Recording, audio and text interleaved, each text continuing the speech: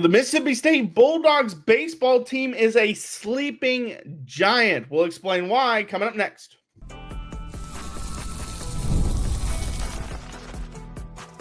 You are Locked On Mississippi State, your daily podcast on the Mississippi State Bulldogs, part of the Locked On Podcast Network, your team every day. Well, thanks for making Locked On Mississippi State your first listen every single day, part of the Locked On Podcast Network, your team every day. This episode is brought to you by Monarch Money. Take control of your finances with Monarch Money. Use code LOCKEDONCollege at monarchmoney.com for 50% off your first order. My name's Jaron. I'm the National College Football writer at Athlon Sports. That's Landon. We got a packed show today. A couple people in the know, or well-known figures, have said that the Mississippi State Bulldog opening for baseball is going to be a big one, and they could be a sleeping giant. We also got some football recruiting news, and USA Today released their SEC football coach rankings. We'll explain where Jeff Lebby lands in that field. So we want to start off with this sleeping giant comment. Chris Phillips, who's the founder of SEC Unfiltered, he went on to talk about the firing of Chris Lemonis. And during that segment, he called him a sleeping giant. Said this is a team that, if you get the right coach, really could put together, a really good program. It's already a really good program, but a year in, year out contender of a program. So kind of what was your thoughts when you heard that? I mean, he nailed it. I mean, you have one of, if not the best venue in all of college baseball. Yeah. An amazing fan base, recent success, and some historical greats. I mean, that's right. Everything you need to, be a contender, essentially. And you look at, it was just 4 or 5 years ago in the College World, won the College World Series. Right. A couple of years before that, they were in it every year, historically. Right. They're a lot. Especially in the 80s, you look at all the great players that have come through there, starting in the 80s with Will Clark, Rafael Palmeiro, more recently with all these guys coming through here that are in the major leagues. It's the recipe. You just got to have the right guy leading it. Yeah, absolutely. And I thought the key was I was listening to the Paul Feinbaum show. I think this was on Monday, maybe Tuesday. I was listening to it. And he talked about how the president is a big backer for the baseball team. And that's another reason why he thinks whoever Mississippi State hires is going to be almost a home run type hire, because it's not, you see this a lot of times with some teams. Baseball doesn't make a lot of money for the university.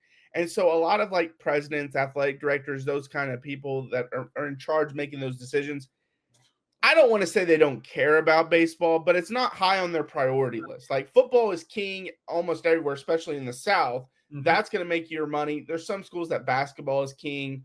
Obviously, like your blue bloods, like Duke, Kansas, like basketball is king there. But baseball kind of is the next, but kind of is looked as an afterthought. But that's just not the case at Mississippi State. I wouldn't call them a blue blood program. Landon and I were talking about this the other day. I would put them at the tier right under blue blood, just because they don't have the championships. They have just the one. So I wouldn't put them in blue blood tier, but they're a program right below that, who has a president who really likes baseball and is a backer of baseball. And like you said, all the makings of a great program because of the recent success that they've been having. Yeah, I mean, they could be the kings of the not quite blue bloods. Like there's just that right under, just need a couple more titles to really get in that conversation. But yeah, you just put the right guy in here and you get that sustained, just make it a machine where you're getting, and then we talk about recruiting, but baseball recruiting is not as cut and dry with the rankings as a lot of sports are. But a bunch of good recruiting classes in here, coach those guys up, keep them in for 2-3 years and just churn out those players. And you see how quickly teams can become good, especially with the transfer portal. I mean, you look, get 1 or 2 good pitchers and a good hitter, hit on a couple of recruits, and boom, you are back. You're back where you were 4 years ago. Yeah, and what is your thought process? We've obviously gone through the hot board, but what is your thought process on this needs to be a home run, big name hire? Because I'm not someone that typically – I think when you go for a home run, big name type of hire, it's usually because you're kind of losing the fan base a little bit, so you need something to jolt the fan base. I don't feel like you're there with Mississippi State. I don't think now Lemonis was losing it in terms of they were ready to move on from Lemonis, but they're still showing up and supporting Mississippi State baseball. I don't think the school is losing the fan base. I am of the opinion that there are some great assistant coaches out there, and if you brought in an assistant coach that has a big track record, I would be perfectly fine with that. Yeah, I would too. I'm never a fan of like, you have to have the home run hire. You have to get the right hire. Right. And, to keep it with the baseball analogies, a lot of times if you're swinging for the fences, you're striking out. Right. You got to find the right guy. And not everyone who's one of these hot names is going to be a fit here. We see that with a lot of schools. Just because you are good at your job doesn't mean you fit in the organization, in the city, with the university, all that. It just might not be a fit. So you have to make sure you have the right fit. And I think it has to be someone who, if they don't have a track record as the head coach building a program, they need to have been with a college for a while and actually seen a program be built and been with a coach who has done that. So they kind of understand the blueprint on how to build up a program, because you're not starting from scratch here, but you do have to do a lot of work to get back to where this program wants to be and should be. Well, and a great example of swinging for the fences but striking out is what we've seen Texas A&M do in football over the years. Obviously they go for the swing for the fence, get Jimbo Fisher in here. They even put up a sign that was a national championship trophy, and all it needed filled in was win the year, because they were expecting national championships. You get a national championship winning coach. He comes to a school that has big NIL, all these boosters, all these backers. It's going to be a national championship. They have the best recruiting class in college football history, and he falls flat on his face. Why? Because it wasn't a good fit, and it's definitely wasn't a good fit for this time in college football. Then when they fire Jimbo Fisher and they're looking for that next coach, big names again. Go get Mark Stoops. Go get these guys. But I think they made the right hire in getting Mike Elko, because I think Elko is just a football guy. And I remember when he got hired, A&M fans were like, oh, it's, I don't love that name. It's not this massive name and all this stuff. And they were upset by that. But I think that's a home run hire for them, and that's what they need. Same thing applies for Mississippi State here. I think you just have to go find the right fit, and that might be an assistant coach. Mm-hmm. It might be a big-time name of a head coach. I will say, I think I saw, and I'd have to go look this up to make sure. I think I saw that Lemonis was the 8th or 9th highest paid coach in the SEC. Yeah. If that's the case, that has to go up if you're going to land a big-time coach. You can probably pay an assistant and maybe get away with it at around that price. But if you're going to go swing for a big head coach that has a history of building a program and is still young, so he's not going to build your program for 5 years and retire. Yeah, if you're going to find that guy, you need to be probably top 3 in pay. Top 3 or 4, yeah. You have to be up there. You got to be willing to pay. And that's something, unless you just nailed the assistant coach hire, which is an option with some of these programs. With you look at what Tennessee has built over the last few years, going at this, heck, I would hunt Dallas Baptist. They were at the forefront of a lot of analytics in college baseball, and you see it every year. They never really go super deep in the tournament, but they give top 10, top 15 teams fits every year. You give someone like that resources, might be something huge there. Got people from Wake Forest, same thing. They have a pitching lab deal that rivals what a lot of NFL teams have. MLB teams have. So, looking at programs like that, if you're going to go an assistant route or maybe try to get away with paying someone a little bit less, that's the kind of hire you have to make. You can't make a home run hire and pay them, where they're the 6th highest paid coach in the conference. Yeah, and maybe poach someone off of Texas's and Schlossnagel's staff. LSU has kind of been the cream of the crop the last, 5-6 years, maybe even longer than that.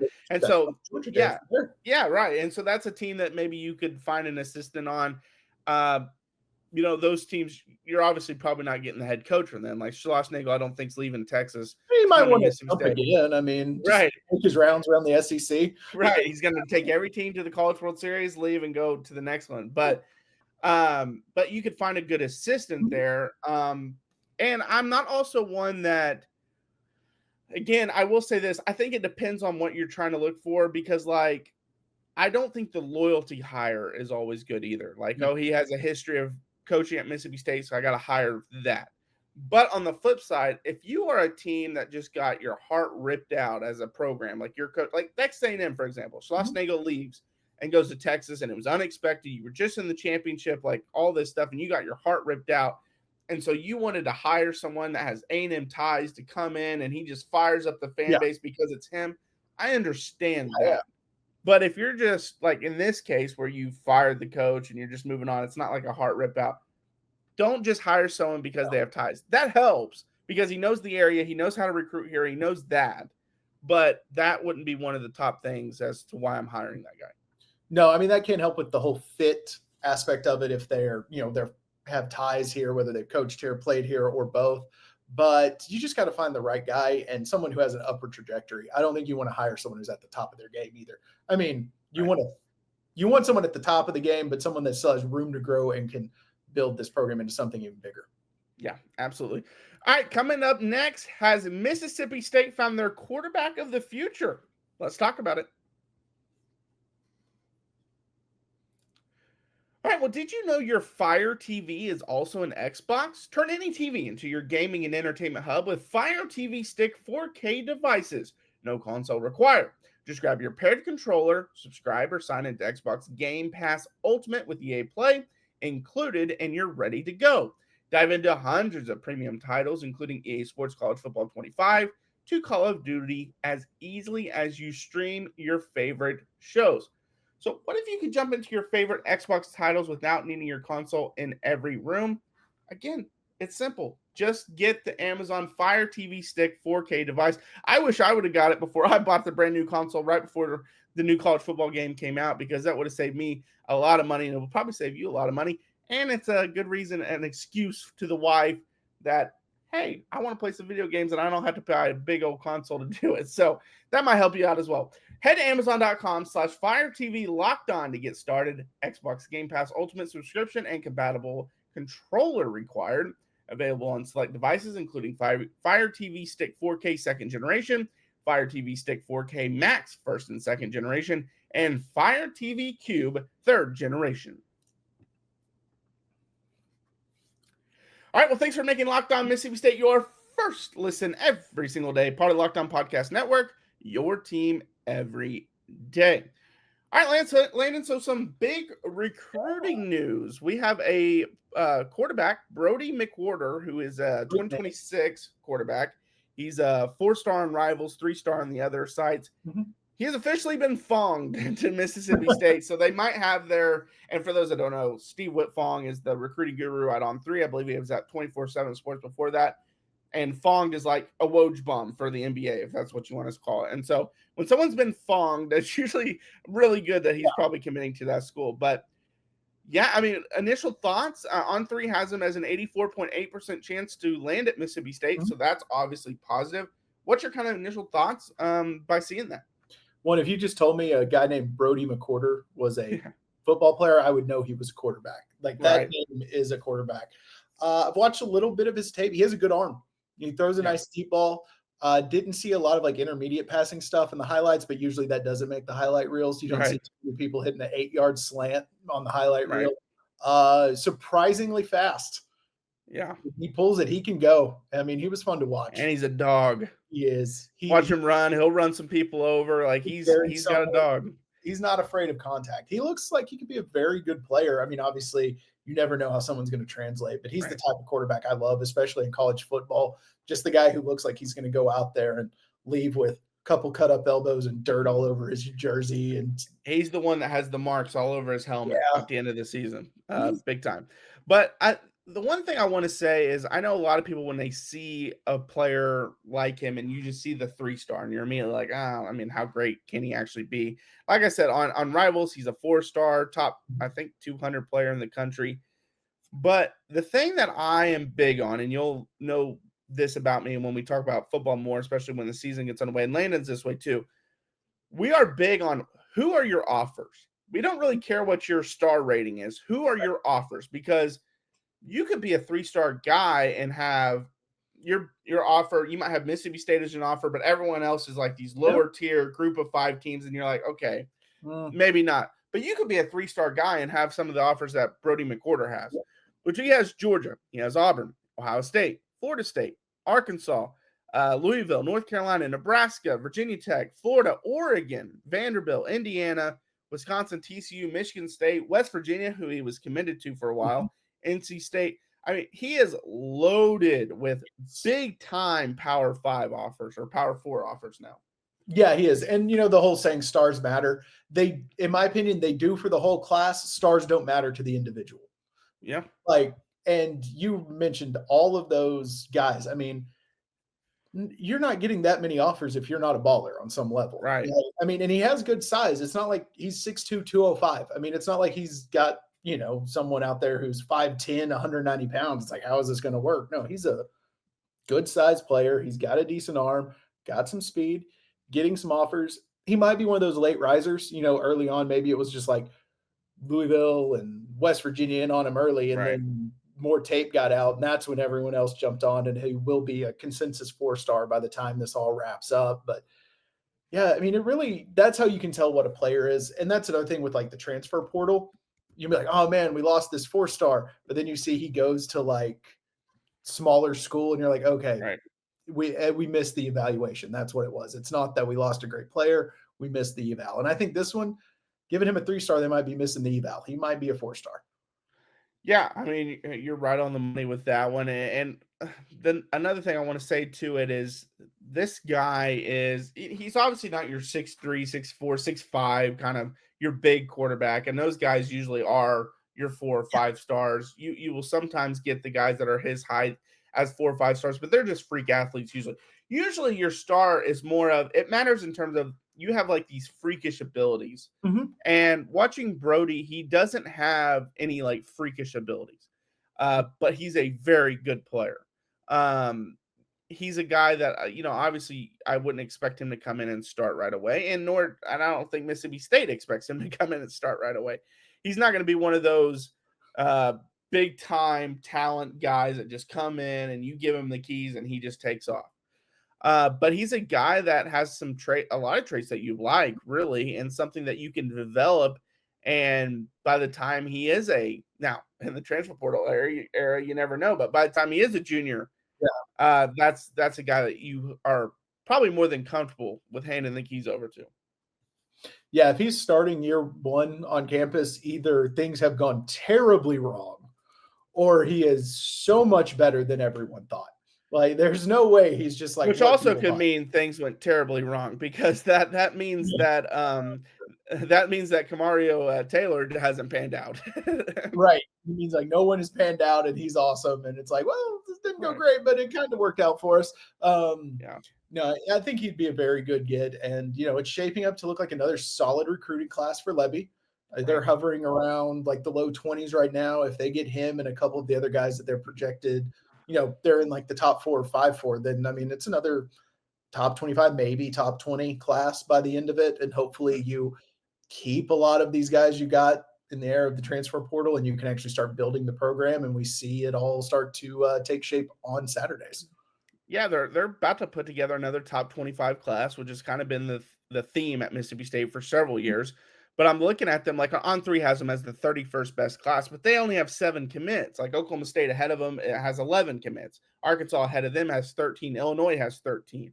So it's a lot of teams ahead of them, but they have a lot more commits, so they're going to be higher rated. Whereas Mississippi State's like average rating is one of the better ones, of the teams ahead of them. And so overall average, I would have to like sort through it, but I'm sure they're around the top 25 ranking at this point. It looks like they're around that. Yeah. So I wouldn't be surprised if I bet they would have another top 25 class. That would be my guess. Yeah, I expect that. And there was a couple other guys. I don't think it's anywhere close enough to like be like, oh, this guy's coming. But, they're in the mix for another 4-star receiver. I saw a 4-star offensive tackle that they're in the mix with. There are a couple other highly rated defensive players. So, I mean, they're hitting a lot of different positions. And I think we're starting to see that nothing like the two wins has not hurt the recruiting yet. Now, if you have another 2 wins, it might, but the 1-2 win season is not hurting things on the recruiting front. Well, that's a good point. Your first year as a coach, that season typically doesn't hurt you. It also doesn't usually help you, even if you come out guns blazing. Like we saw TCU make the championship in Sonny Dykes' first year. It's not like they didn't had a recruiting boom. Like it doesn't just it doesn't change recruits' opinions usually of you. They want to see your vision, they want to hear your vision, and then they want to see how you do this upcoming year. And like you mentioned, if they go 2-10 again, that it's going to start hurting you for the next year. So that's when things could get dicey. But all right, coming up next, USA Today released their SEC football coaching rankings. Where does Jeff Lebby land? We'll talk about it. Ever check your bank account and wonder where did all my money go? Between dining out, online shopping, and entertainment, it's easy to lose track. That's where Monarch Money comes in, your personal CFO, giving you full visibility and control over your finances. Monarch Money isn't just a budgeting app, it's a complete financial command center. You can track all your accounts, investments, and spending in one place, so you just stop managing your money and start building wealth. Surprising insights. When I started using Monarch, I realized just how much I was spending on food delivery, and now I budget smarter and save more. All in one convenience. Instead of juggling multiple apps, you can use Monarch to check your finances, track spending, and even plan long-term goals. An easy collaboration managing money with your partner is smoother than ever. You can track shared and personal accounts, set goals, and stay on the same page without the stress. Take control of your finances with Monarch Money. Use code LOCKEDONCollege at monarchmoney.com for 50% off your first year. That's monarchmoney.com, code LOCKEDONCollege for half off your first year. All right, well, thanks for making Locked On Mississippi State your first listen every single day. Part of the Locked On Podcast Network, your team every day. All right, so the SEC football coaching rankings are out. USA Today has put them out, and probably doesn't come as a surprise. Jeff Lebby is ranked 16th and in dead last on their rankings. Let's see who wrote this article. It is Blake Topmeyer. He made the list, and what he said about Jeff Lebby is Lebby inherited a tough situation as the third coach in 3 years at a school where winning seasons don't come easily. He failed to improve the situation in his first season. The more time passes, the more we'll deepen our respect for what Dan Mullen and Mike Leach achieved at Mississippi State. If this doesn't work for Lebby, he can return to being a good offensive coordinator. If this doesn't work out for MSU, cue round of flush and repeat. All right, so what's your thoughts? I get the point. I get what he's saying. I mean, you go 2-10 your first year, you're going to be last. I will say he's a way higher on Sam Pittman than I am. Yeah. He has Pittman, 14 above Lebby and Napier? Yeah, to me, Pittman's in conversation for the bottom. But, I mean, I get why you put someone there. He hasn't shown anything. 1 year as head coach. You had a bad year. It is what it is. I mean, it's really – unless you just have a crazy first year, you're going to be bottom half of every ranking. Yeah, you got to come out and prove it. And right now his prove it is 2-10. So I understand where you're at. My thing, it's just so hard to rank someone that is going into their first year or going into their second year because you just don't know what kind of coach they are. I said it when, again, I want to bring up TCU again, but when Sonny Dykes made the college national championship game and people were like, oh, this was an amazing hire. And I'm like, he did it with Gary Patterson coached players. And we know how great of a coach Gary Patterson is, but it just seemed like Gary Patterson's message had kind of gotten stale. And so and that happens. And so they needed a guy to come in with a fresh idea, fresh look, and freshness to it. But he had some well-coached, developed players. Now that he's got his players after that first year and he's kind of cleared house, they're one of the bottom teams in the Big 12. So it wasn't really a home run hire. So I want to wait and see. But my thing is, since Lebby is an unknown, I would rank guys that we know what they are below him. If you feel like they're not a good coach, like you brought up Sam Pittman. Sam Pittman's been there, 6 years and has a 9-4 season, and that's about it. Yeah. Other than that, it's losing seasons and like a massive anomaly. It's like other than that, it's like 7-6 or losing seasons. Billy Napier this season, end of the year on a 4-game winning streak. Otherwise, he's on 3 straight losing seasons. Clark Lee, obviously, I don't mind that one. He had a great year with Vanderbilt going 7-6. Hugh Freeze, I understand what he did at Ole Miss, but he was in trouble at Ole Miss for what he was doing at Ole Miss. Whereas at Auburn, he has not had a winning season yet. And so I understand it, but I think I would put someone that we know what you are, and we would rank Lebby more off potential what he can be. Yeah, and you want to do the wait and see, but this is a rough year to wait and see on. Like you wish your second year you had a little bit easier schedule to actually, so you could show it in the record that you maybe improved more than a game. But that's hopefully, I mean, it's hard to say it's going to be too much better than 2-10 record wise. Hopefully, the on-field product shows a massive step forward, and the talent gap starts to close. Yeah. And kind of like how we talked yesterday on yesterday's podcast about Lemonis, where we said, hey, if you didn't want to get fired mid-season, win more. Well, same thing with this in terms of if you want to go up that rankings, win. I mean, that's what you got to do. If you go 4-8 with this schedule, you're probably not at the bottom of the rankings next year. Massive win. Yeah. So we'll see what ends up happening. 4-8, 5-7, something like that. We'll see if they can pull something off like that. But 5-7, all right. Yeah, maybe. We'll see what happens. But all right, thanks for making Locked On Mississippi State your first listen today. For your second listen, check out the Portal Show. Brian Smith has the latest rumors, portal entries, and signings. Be the most informed fan on the rapid changes to the college football landscape. Find the Portal on YouTube or wherever you listen to podcasts. All right. Well, I'm Jaron. You can check out my work over on Athlon Sports. A lot of college football, college basketball, NBA, if you're into that as well. Writing about a lot of that stuff. That's Landon. Follow me, or follow us, I guess, on Locked On Mississippi State. Yeah, not just me. Follow Locked On Mississippi State. We're on Twitter, TikTok, Instagram, obviously on YouTube, posting daily videos. So check those out. Respond to we post a question under every single video. We'd love to hear your feedback on that. We also do a poll separate. It's a different question, so we'd love your feedback on that as well. If there's something you want us to talk about, hit us up, and we'll definitely consider it. But until next time, Hail State. Hail State.